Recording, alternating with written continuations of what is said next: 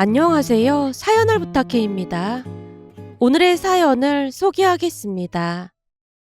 창밖으로 푸른 잎사귀가 흔들리고 있었습니다. 그리고 바람이 스치는 소리도 들려왔지만 그동안 워낙 바쁘게 살았다 보니 이제야 비로소 눈에 들어왔다고 해야 할까요? 하지만 제게는 그 모든 것이 그저 낯설게만 느껴졌습니다. 그때쯤은 침대에 누워 천장을 바라보며 느슨하게 흐르는 하루하루를 보내는 것이 일과였어요. 퇴직한 지 얼마 되지 않았지만 벌써 세상이 나를 멀리하는 것처럼 느껴졌습니다. 회사에서는 분명 무언가 중요한 존재였던 것 같은데 이제는 그조차도 막연하게 느껴졌으니까요. 돈을 벌기 위해 온몸을 바쳐 달려온 날들이었지만 남아있는 것은 가족에게 건네지 못한 미안함, 그리고 그들의 서운한 시선만이 존재할 뿐이었습니다. 그도 그럴 수밖에 없었던 것이 그동안 집안일과 육아도 전혀 도와준 적이 없었고 아내에게 고생한다는 따뜻한 말 한마디 건넨 적이 없다 보니 제게 불만이 많은 게 어쩌면 당연한 게 아닌가 싶었어요. 10년 전쯤부터 아내가 꽃집을 운영하기 시작했고 그게 생각보다 잘 되다 보니 종일 같이 있지 않아도 된다는 사실에 안도감마저 들었습니다. 자식들마저 저를 가까이 하지 않고 피하기 일쑤였는데요. 첫째는 결혼해서 아이까지 낳았지만 우리 사이의 대화는 서먹서먹하기만 했어요. 대화를 할 때마다 짧게 끊어지곤 했던 그 차가운 공기를 느끼며 바쁘다는 핑계로 가족들에게 다가서지 못했던 것이 이토록 큰 벽이 될 줄은 그때는 미처 알지 못했습니다. 하지만 이상하게도 며느리만은 저를 어려워하지 않았습니다. 자식들이 하지 않는 말들을 스스럼 없이 해줬지만 때로는 잔소리처럼 느껴질 때도 있었는데요. 가끔 며느리는 아무렇지도 않게 제게 이것저것들을 시키곤 했습니다. 어느 날은 아들 가족이 집에 왔을 때 며느리가 말했어요. 아버님, 저희 식사 준비하느라 바쁜데 상 좀 펴주시겠어요? 그냥 식탁에서 먹으면 되지. 뭐하러 상을 피라 말아야. 식탁은 좁잖아요. 그러니까 상 좀 펴주세요. 순간 빈정이 상한 채 제가 버럭 외쳤습니다. 상이 어디 있는 줄도 모르는데 내가 상을 어떻게 펴? 저도 모르게 얼굴을 구기며 외쳤는데요. 아내가 눈치를 살피다 말을 꺼냈습니다. 상 하나 피다가 집안 싸움 나겠네. 그냥 내가 하면 되니까 신경 쓸 거 없어. 아내가 눈치 빠르게 나서며 짜증 섞인 목소리로 말했는데요. 그 순간 손녀 가윤이가 제 손을 잡아 끌었습니다. 할아버지, 상 여기 있죠. 일로 와. 어? 가윤이가 상 어딨는지 알아. 가윤이가 알려줄게. 아유, 착하지. 일로 와. 손녀의 말에 얼떨결에 몸을 움직였더니 가윤이가 다시 말을 꺼냈습니다. 할아버지, 거기 들어봐. 내가 여기 들을게. 아니야. 할아버지 혼자 들 수 있어. 제가 상을 거실로 옮기자 가윤이가 상다리를 펼치라는 신용을 했습니다. 그러고 보니 소녀도 저를 부담스러워하지 않았어요. 할아버지가 상다리를 못 펴는 것 같아서 가윤이가 천천히 알려줄 테니까 잘 봐봐. 이걸 이렇게 하는 거야. 잘 봤지? 할아버지가 해봐. 순간 가윤이의 눈빛이 빛나고 있었습니다. 상을 다 펴고 나니 가윤이가 활짝 웃으며 손뼉을 쳤어요. 아유, 우리 할아버지 잘하네. 할아버지 최고야. 할아버지 잘했어? 그럼 최고야. 그 순간 저도 모르게 웃음이 새어나왔습니다. 곁눈질로 본 아내와 며느리도 웃음을 참느라 고개를 돌렸어요. 그 모습을 보며 잠시나마 마음이 따뜻해졌는데요. 이래서 집에 아이가 있어야 하는 건가 하는 생각이 들었습니다. 손녀가 있다 보니 그 와중에도 웃을 수가 있었으니까요. 그러던 어느 날은 처제가 방문해서 제게 일을 제안했어요. 형부, 계속 집에만 계시면 지루하지 않아요? 지루하지만 다른 일자리 구하기가 쉽지 않더라고. 그래서 말인데 현준이 아빠 친구가 식당을 크게 운영하거든요. 근데 거기 주차 관리를 해주시던 분이 아파서 갑자기 그만뒀다지 뭐예요.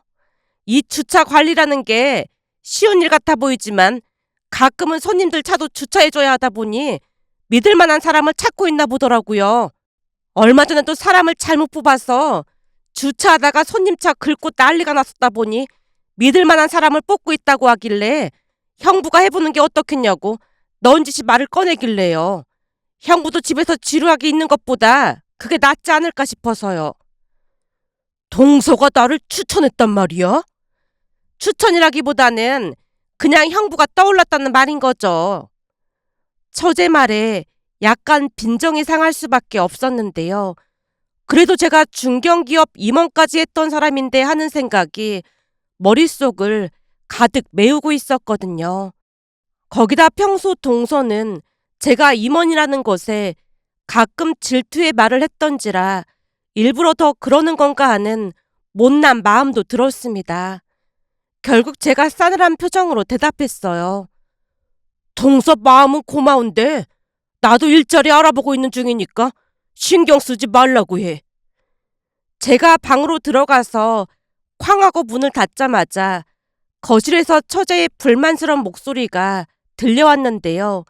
그때는 곱씹을수록 괘씸하기만 했습니다. 지금 돌이켜보면 참 어리석다는 생각이 들지만 그때는 왜 그리도 기분이 나빴던 것인지 알 수가 없었어요. 세상이 나를 잊어버린 것만 같은 감정 속에서 점점 무기력해져 가고 있었으니까요. 그 뒤에도 일자리를 알아보려고 백방으로 노력했지만 현역에 있을 때나 임원이었을 뿐 회사를 그만두니 그냥 나이만 많은 뒷방 늙은이가 따로 없었습니다. 그렇게 점점 무기력해져 가던 어느 날 며느리에게서 전화가 걸려왔어요. 조금 전에도 말씀드렸듯이 제가 아무리 목소리를 높이고 싫은 소리를 해도 며느리는 그다지 신경도 쓰지 않았습니다. 그날도 역시나 며느리가 제게 기가 막힌 이야기를 꺼냈어요. 아버님, 혹시 지금 집이세요? 집이지. 근데 그건 왜 물어? 다른 게 아니라 가연이 유치원 끝날 시간이거든요? 그걸 왜 나한테 말하는 거야? 또다시 이상한 소리를 할까 싶어 제가 차가운 목소리로 물었지만 며느리가 신경도 쓰지 않은 채 말을 꺼냈습니다. 가윤이 데리고 올 사람이 없어서요. 사부인이 데리러 가신다고 했잖니. 엄마한테 급한 일이 생겼다고 해서 어머님께 연락드렸더니 어머님도 꽃배달이 예약되어 있어서 바쁘시대요.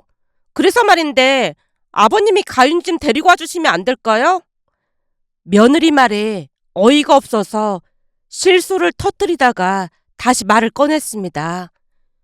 그러니까 나보고 유치원에 가서 가윤이를 데리고 오라고? 네, 아버님. 유치원 위치는 제가 문자로 보내놓을게요. 저는 급한 회의가 있어서 들어가 봐야 해요. 혹시 궁금한 거 있으시면 그이한테 연락 주세요. 그럼 부탁드릴게요. 제가 대꾸를 하려고 했지만 이미 전화는 끊어진 뒤였습니다. 순간 집에만 틀어박혀 있으니까 사람을 빙다리 핫바지로 보는 건가? 라는 생각까지 들면서 또다시 괘씸한 마음마저 들었는데요. 어찌됐든 가윤이는 데리고 와야 했기에 대충 준비하고 며느리가 일러준 유치원으로 향했습니다. 유치원에 도착하자 제가 온다는 사실을 며느리에게 들은 모양으로 선생님이 가윤이를 데리고 나왔어요. 저를 보자마자 가윤이가 신나서 외쳤습니다. 오늘은 할아버지가 왔어. 선생님, 우리 할아버지 회사에서 대장이었어요. 그치, 할아버지? 어? 대장은 아니고. 엄마가 할아버지 회사에서 대장이었다고 했어. 가윤이 말에 저도 모르게 뒷머리를 긁적이고 말았는데요. 순간 웃음이 터져 나왔습니다. 그렇게 가윤이를 데리고 집에 왔는데요. 가윤이는 거실에서 혼자 장난감을 가지고 놀았고 저는 소파에 몸을 기댄 채 무심히 TV 화면을 바라보고 있었더니 갑자기 가윤이가 제 옆으로 다가오더니 고개를 기울이며 물었어요.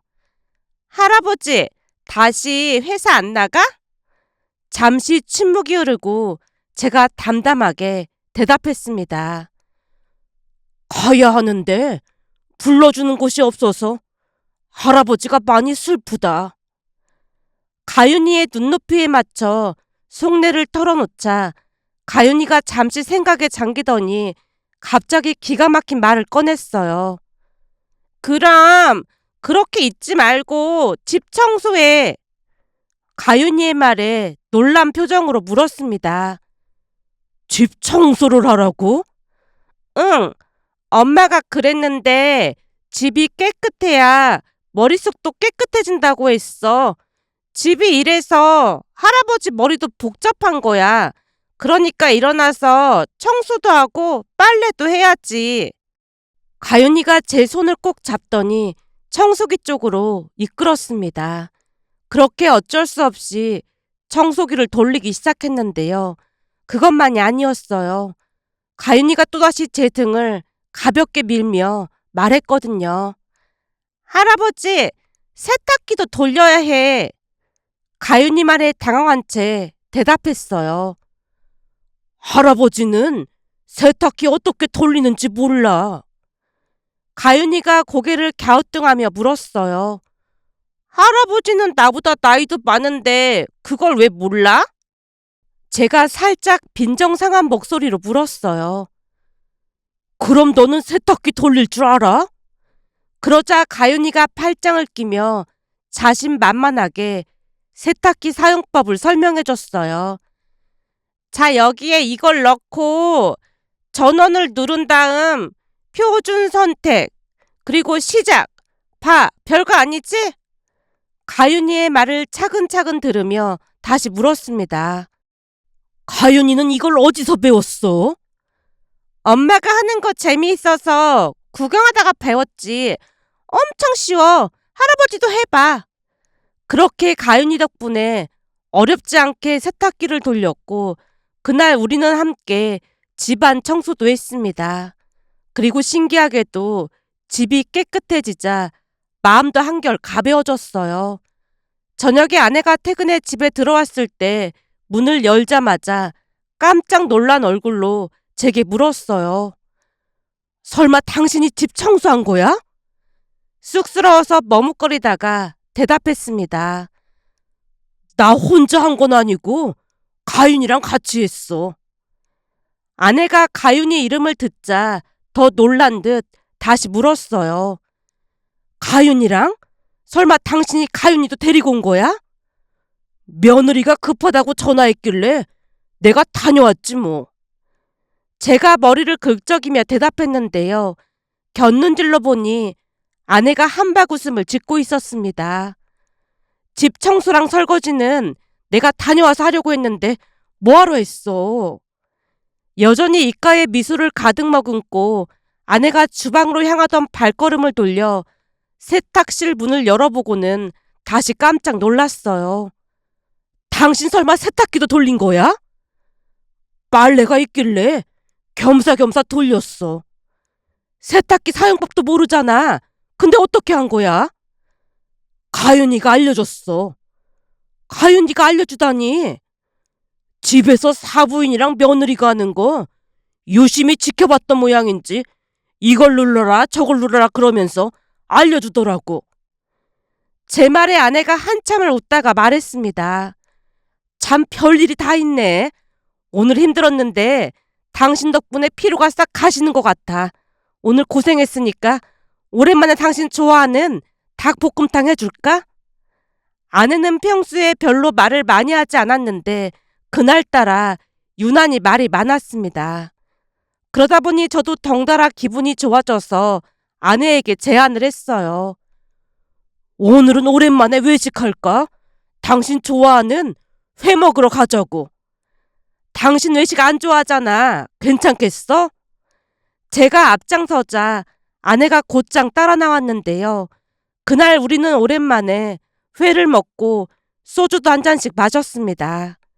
아내가 행복해하는 모습을 보며 저 깊은 곳에서 뜨거운 무언가가 올라오는 것을 느꼈다고 해야 할까요? 잠시 후 집에 돌아오자마자 큰아들에게서 전화가 걸려왔어요. 아버지, 가윤이 픽업해 주셨다고 하길래 깜짝 놀라서 전화드렸어요. 정말 죄송합니다. 죄송할 것도 많다. 나 시간 많으니까 앞으로도 급한 일 있으면 연락해. 아들이 멋쩍게 웃으며 전화를 끊었지만 그날 이후로 며느리에게서 자주 연락이 왔고 저는 가윤이를 데리러 가는 일이 잦아졌습니다. 그렇게 또 하루는 가윤이를 데리고 와서 소파에 앉았는데 어느새 한숨이 흘러나왔습니다. 그 소리를 듣더니 가윤이가 고개를 갸웃거리며 물었어요. 할아버지, 아직 일자리 없어? 더 찾아봐야지. 그러자 가윤이가 작은 목소리로 말했습니다. 할아버지, 그럼 가윤이가 일자리 소개해줄까? 일자리라니? 가윤이가 무슨 일자리를 소개해줘? 할머니 꽃집에서 일하면 돼. 할머니 꽃집이라니? 할아버지가 그런 일을 어떻게 해? 할아버지, 자존심이 밥 먹여주는 거 아니라고 했어. 넌 대체 그런 말을 누구한테 배운 거야? 서연동 할머니가 할아버지한테 그렇게 말하는 거 들었어. 가윤이가 사돈 두 분을 언급했기에 저도 모르게 터져나오려는 웃음을 참아야만 했는데요. 가윤이가 다시 말을 이어갔습니다. 할머니가 꽃집에서 일할 때 허리를 이렇게 잡고 아이고 허리야 그러거든? 그러니까 할아버지가 가서 일 도와줘. 그럼 할아버지는 일해서 좋고 할머니는 허리 안 아파서 좋잖아. 나랑 같이 할머니 꽃집에 가자. 그렇게 가윤이의 재촉에 같이 아내가 있는 꽃집으로 갔습니다. 아마도 아들 며느리가 급한 일이 있을 때마다 아내도 가윤이를 돌봐줬다 보니 꽃집에 자주 갔던 것인지 가윤이가 자세히 설명을 해줬어요. 그날 저는 아내를 도와 꽃집에서 일을 거들었습니다. 그 모습을 보고 아내 눈시울이 붉어졌고 제게 말했어요. 여보, 도와줘서 고마워. 덕분에 오늘 정말 편하게 일했어. 할머니, 내가 할아버지 일자리 구해준 거야. 할머니도 좋지? 오늘은 아이고 허리야 안 했지? 그럼 오늘은 허리도 안 아프고 아주 좋았지. 우리 가윤이 참 고마워. 가윤이는 자기 덕분이라며 의기양양해져 있었습니다. 그 뒤에도 꽃집에서 계속 일을 했더니 하루하루 아내의 표정이 밝아지는 걸 보며 그저 묵묵히 손을 움직였습니다. 그러던 어느 날은 처제가 꽃집에 들렀는데요. 꽃들을 한참 바라보다가 고개를 들고 제게 말을 걸었어요. 정말로 형부가 여기서 일하고 계시네요. 할 일 없이 빈둥거리는 것보다 낫잖아. 처제가 놀란 표정으로 물었습니다. 전에 주차 관리는 절대 못한다고 하셨잖아요. 그때는 내가 생각이 너무 짧았어. 동서도 어렵게 말 꺼냈을 텐데 미안했어. 제가 머리를 긁적이고 있자 처제가 놀란 얼굴로 저를 바라봤어요. 진짜 우리 형부 맞아요? 옆에서 아내가 웃으며 끼어들었습니다. 얘는 형부한테 못하는 소리가 없어. 처제가 어리둥절한 얼굴로 우리를 번갈아가며 바라봤습니다. 그날 이후로도 꽃집은 바빴어요. 알고 봤더니 그동안 아내가 어찌나 운영을 잘했던지 단골 손님이 꽤 많았거든요. 그날도 아내는 예약된 꽃바구니를 만드느라 분주했지만 저는 그런 일에는 손을 쓸 수 없으니 그저 서성일 뿐이었습니다. 그때 며느리와 가윤이가 가게로 들어섰는데요. 며느리가 저를 보며 물었어요. 어머님 많이 바쁘신가 봐요? 꽃바구니 만드는 건 내가 도울 수 있는 일이 아니니까 답답할 뿐이야. 며느리가 미소를 지으며 다시 말을 꺼냈어요. 아버님도 배우시면 되죠. 내가 꽃바구니를?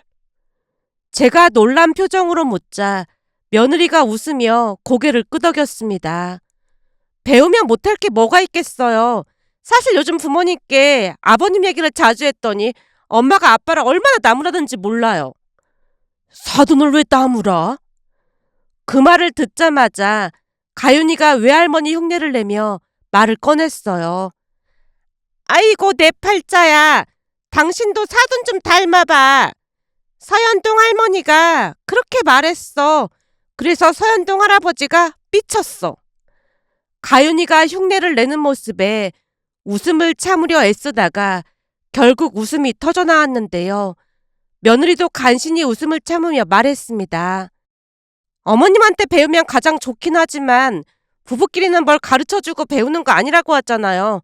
주변에 보면 부부끼리 운전 가르쳐주고 배우다가 사달라는 집도 많다고 들었거든요. 문화센터 같은 데 가면 꽃꽂이 강의가 있거든요.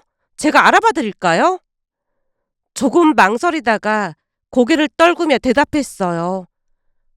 아무리 그래도 그것까지 하기는 좀 창피한데. 그런데 역시나 가윤이가 두 주먹을 앙증맞게 쥔 채 외쳤습니다. 할아버지, 그때 가윤이가 자존심이 밥 먹여주는 거 아니라고 했잖아. 벌써 잊은 거야? 뭐야, 너 그런 말도 할 줄 알아? 서현동 할머니한테 배웠지. 엄마는 대체 가윤이 앞에서 그런 말을 왜 한 거야? 며느리도 놀란 표정으로 가윤이와 저를 번갈아가며 바라봤는데요. 서현동 할아버지 혼날 때 했어. 아무튼 못 말린다니까. 그건 그렇고 아버님 혼자 가시기 그러면 저도 같이 가드릴까요? 며느리의 제안을 듣고 잠시 생각하다가 고개를 끄덕였습니다. 자존심이 밥 먹여주는 것도 아닌데 그러자꾸나. 그치. 자존심이 밥 먹여주는 것도 아닌데 해야지. 가윤이가 비장한 표정으로 제 말을 따라했기에 다 함께 크게 웃음을 터뜨렸습니다. 그날 저녁 아내에게 말을 꺼냈어요. 저기, 나도 여러 가지 꽃바구니 만드는 거 배워볼까 해. 당신이 꽃바구니를? 당신 혼자 너무 고생하는 것 같아서 배워볼까 해. 내가 열심히 배워서 도와줄 테니까 조금만 기다려줘. 순간 아내가 눈물을 글썽였는데요. 제 변화에 그 누구보다도 아내가 행복해했습니다.